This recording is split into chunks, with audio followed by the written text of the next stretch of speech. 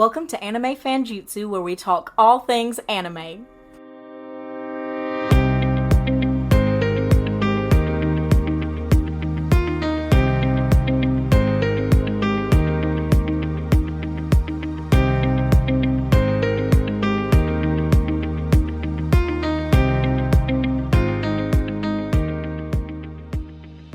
The last couple of weeks, some of our shows have come back on.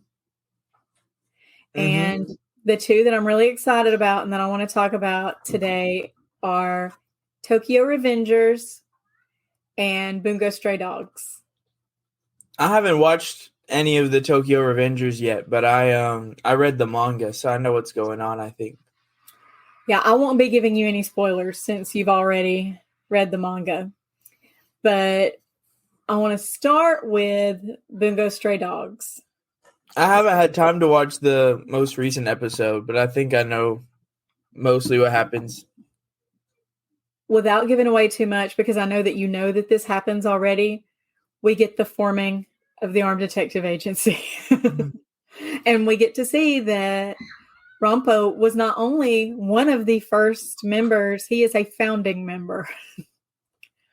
But what do you think about the opening?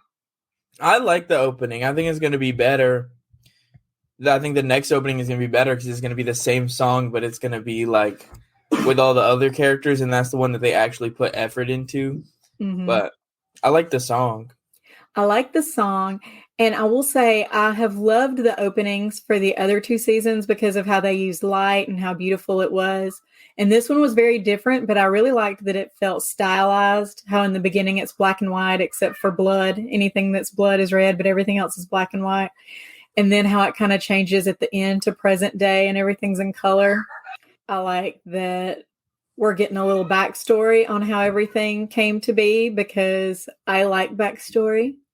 Mm-hmm. Usually the openings for the flashback arcs are more stylized than the other ones. And those are two of my favorite characters in that show. But I will also be glad to get back to our actual favorite character, which is Dazai. Did you watch episode 3 last night? No, I haven't watched it yet. Do you know anything about this one? Is it going to be spoilers if I tell you anything? I haven't seen that episode. It was really good. What about the ending song? It was I can't remember exactly what it sounds like, but I remember it being good. I liked the song. I didn't like that there wasn't an ending animation sequence. Usually they don't do one for since the flashback arcs are like 3 episodes, they usually don't. They're not going to waste it on the flashback arc. Cool. Yeah, so I really liked that the end of episode 3, we have the founding of the agency. And I just felt like now I know what's going on. Does it seem like there's going to be more, or is the next episode going to be this? So at the end of the episode, it actually flashes into present day. Okay. But so only for like half a second, like in the coming up next week. Mm-hmm. It's like, and now we're back in present day. And everything's in color, like bright colors. So we're going to get back to the actual story. Yes, and then I have to remember everybody because it's been a hot minute. So I remember their faces and like their talents, but I don't remember their names. So I'm going to have to remember their names. I remember Dazai and Atsushi and Akutagawa, and that's really the important ones. Mm-hmm. And obviously now we've just been watching Rampo's backstory, which was really good. He was pretty obnoxious. I mean, he's still kind of obnoxious, but he was like really obnoxious.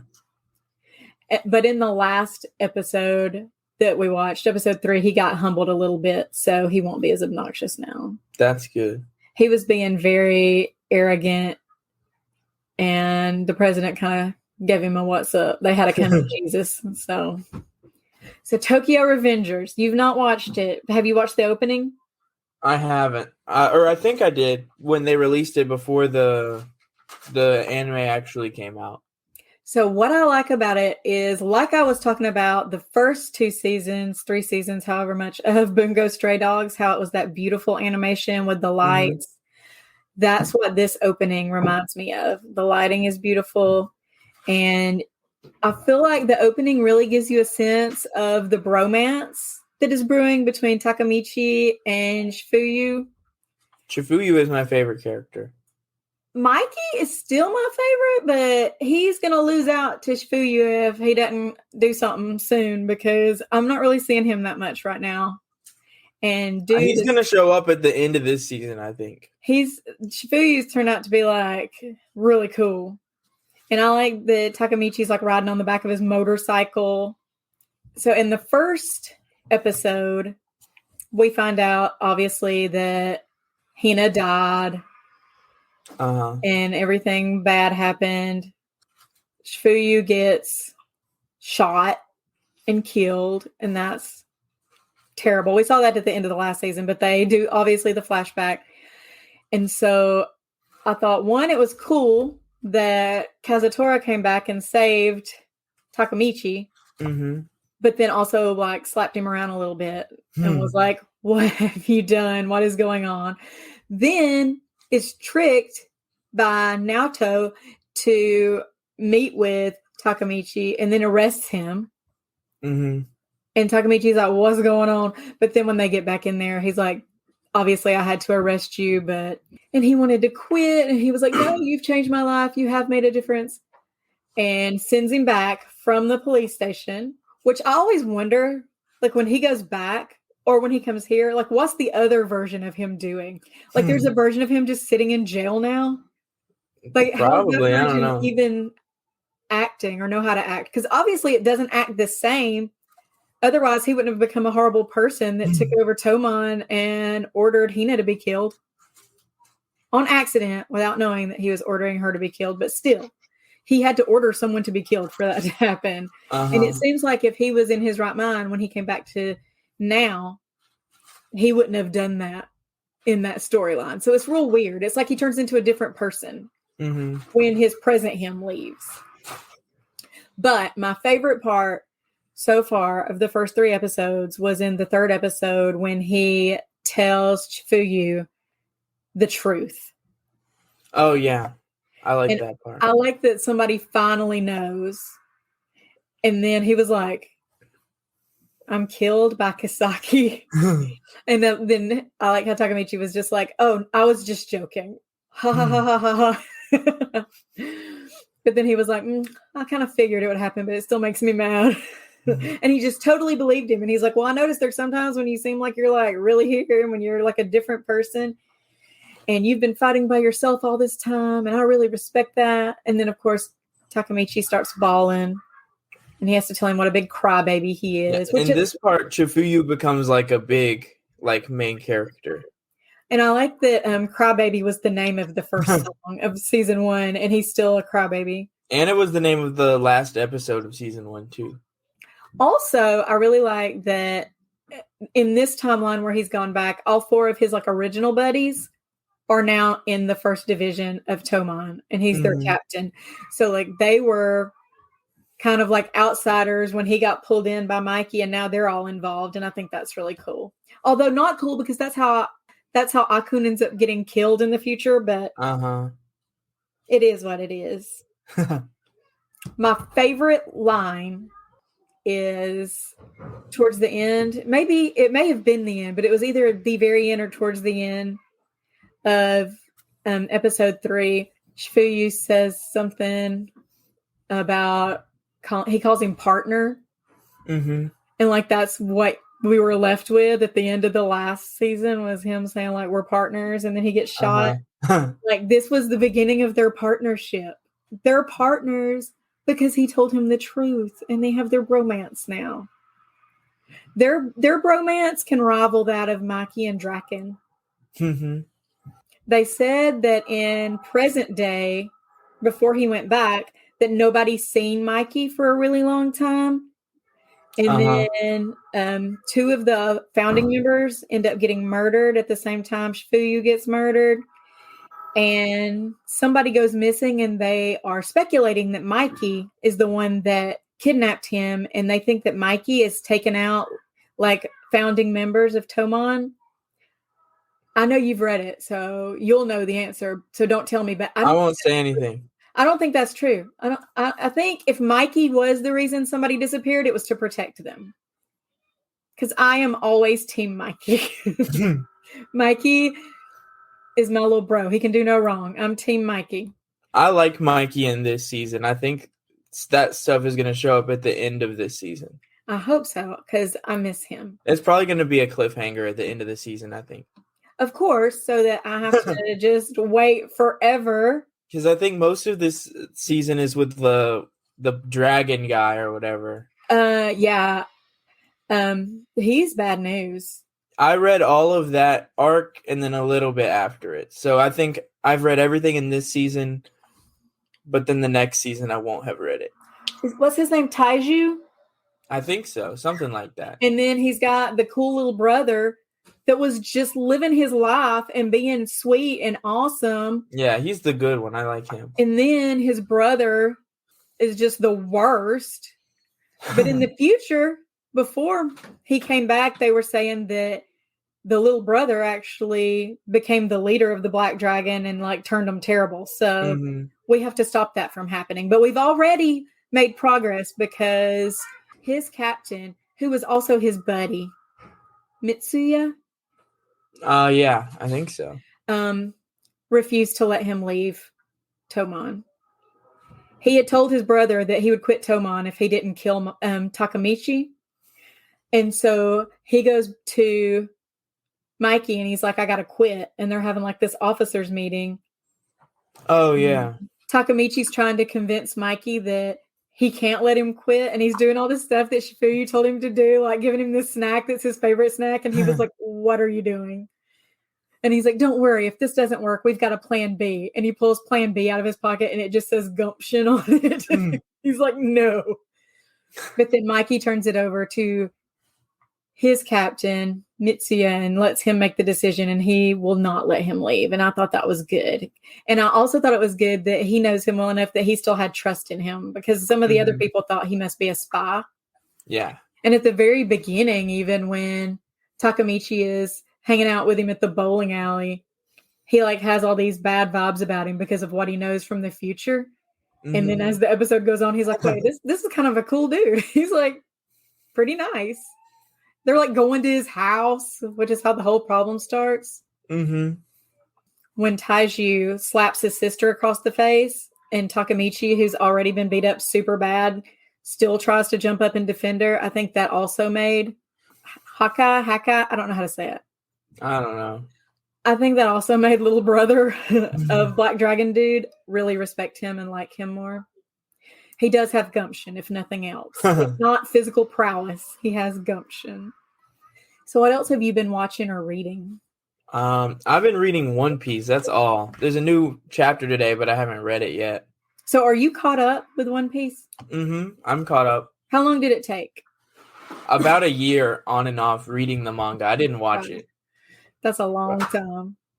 The only one that I'm still currently reading is Black Clover. I read it every Sunday. I need to catch up on that. It's so good. You've got to finish. So Christian hasn't finished Black Clover or Tokyo Ghoul, and they're both awesome. So you need to catch up. There's a little bit in the middle of Tokyo Ghoul where it gets a little slow for a second, but then it gets really good again. Have you watched I think you did, the Tokyo Ghoul Re? It's like, I heard that wasn't good. I like all of Tokyo Ghoul, but I will say the very last season is my favorite because that's where we come full circle. We go from scared, fragile boy to confident man taking care of business. And that's my kind of character. There's a new chapter of One Piece today. There hasn't been a chapter in like 2 weeks, and there's a new one today that I need to read. Other things I'm currently watching, My Hero Academia. I watched it last night, and this week are they still it's doing pretty heavy. Episodes? Yes. Did they just start a new season or? Yes. What season is it? Is it 6? I think it's season 6. Let's see. I haven't watched since season 3, I think. Yeah, it's 6. Right now, everybody's beat up pretty badly. Deku is in a coma. They don't know if he'll ever wake up, but we know he'll wake up because the very beginning intro of the show he says, "This is the story of how I became the number one hero." And he's not the number one hero yet. So obviously he's going to wake up. But who is really shining this year, in my opinion, is Bakugo. Ooh. And he has been, and Todoroki, they've both been making big sacrifices. And I feel like Todoroki's storyline is about to blow up because of the whole Toya Dabi thing. Like in this last episode, Endeavor is in the hospital, and all three of the kids that are not Toya show up, and his wife. We haven't seen his wife in forever because she's been like in the hospital / institution. So for them all to be together because of Toya, that was pretty cool to see. Bakugo wakes up in the hospital after he's been injured and taken to the hospital. He wakes up and asks like what happened. And they tell him, Todoroki is beat up pretty bad. He's going to be okay. Endeavor and Aizawa, like they're really injured, but they're going to make it. And then they tell him about Deku, and he jumps up from the bed and he's running from the bed, and they hold him down, and they're trying to hold him back. And they say, you're going to hurt yourself. You can't run off, blah, blah. And he's like, I'm more likely to die fighting against you while you're holding me back while I'm trying to get away. And then he says a line that I think is very pivotal. Like, this is who Bakugo is. He says, he can't die. If he dies, I'll kill him.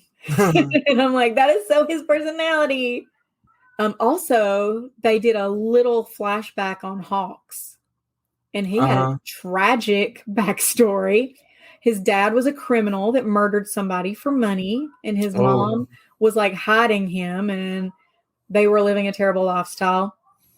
And his dad would like abuse him and talk terrible to him. And Endeavor actually is the one that captured his dad. And that's why Endeavor was like his hero, because Endeavor changed his life for the better. He says that Endeavor saved him. There was a scene in the flashback where his mom snuck him out to a store because the dad would never let him leave the house. And she bought him an Endeavor doll. And she's like, I hope this one's okay. All Might was too expensive. And so all through the flashback, he's holding on to this little Endeavor plushie. And then when he finds out Endeavor is the one who captured his dad, he was like, he really is a hero. Like before that, to him, heroes were just something you heard about. They weren't like a reality. And he's like, he really is a hero. And then he became his mentee. It was just beautiful. It's a beautiful story.